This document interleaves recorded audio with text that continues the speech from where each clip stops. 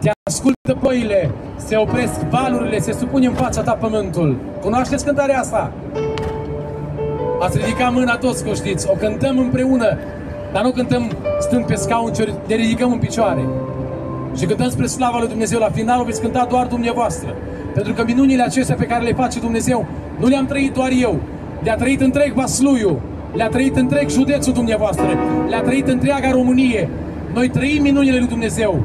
A trăi cu viață și sănătate, în liniște și în pace, e o minune la adresa lui Dumnezeu. Dumnezeu să vă binecuvânteze. Aveți versurile acolo. Tu minuni mai poți să faci, cântăm.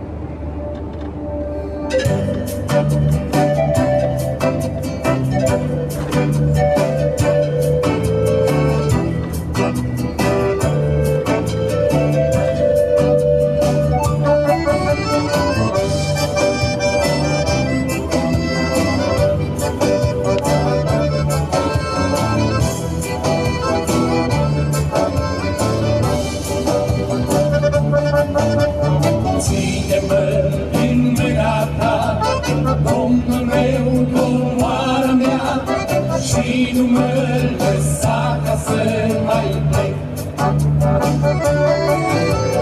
Câte vânturi ar sufla, ține cu corabia, prin orice furtună ar fi să trec.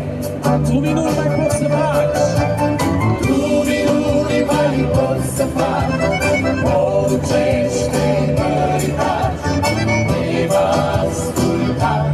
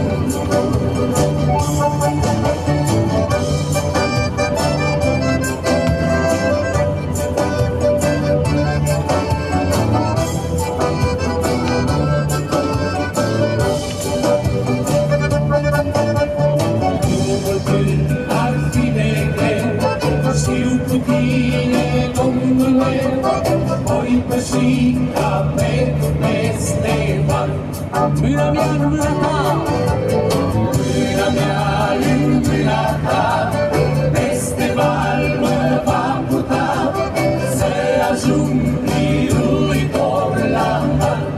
Și cu toată inima cântăm. Tu minuni mai poți să faci, poruncește măritați, te va asculta fătura mântuitor.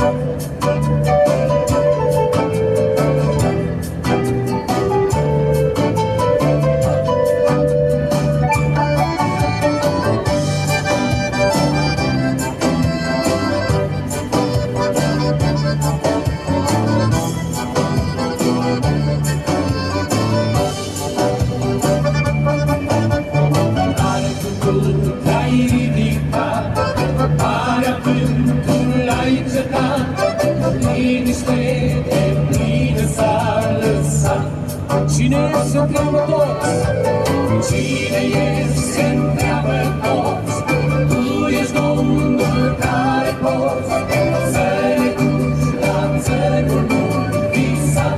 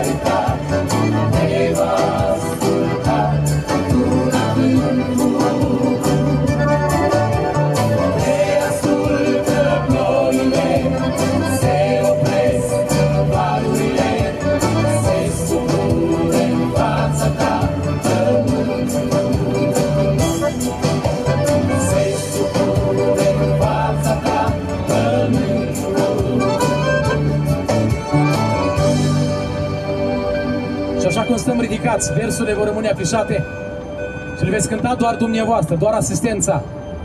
Veți spune cuvintele acestea: Doamne, Tu minuni mai poți să faci. Dacă Dumnezeu a făcut minuni în viața dumneavoastră, cântați cu toată inima. Vreau să vă spun, oameni buni, v-am ridicat în picioare în seara asta ca să vă zic ceea ce am spus în toată România în anul acesta.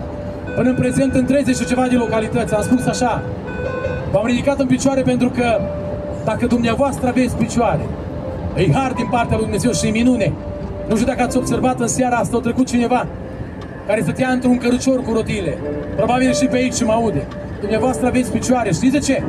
Că Dumnezeu a făcut minuni pentru dumneavoastră. Dumneavoastră aveți ochi ca să ne vedeți, pentru că Dumnezeu a făcut minuni pentru dumneavoastră. Alții n-au. Dumneavoastră puteți să vorbiți, să aveți grai, că Dumnezeu v-a dăruit harul acesta. E o minune de la Dumnezeu. Omule drag, indiferent unde ești, oprește-te pentru câteva minute, pentru un minut, două, să-ți dai seama că ceea ce ești tu e o minune și să cânți împreună cu noi. Tu minuni mai poți să faci.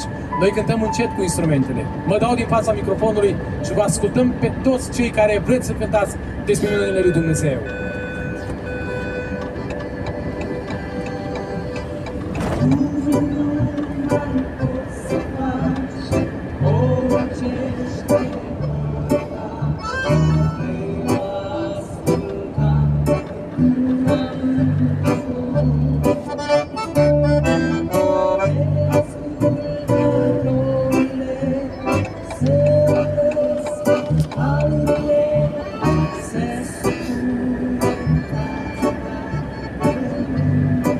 Și încă o dată cu toată inima, Tu minuni.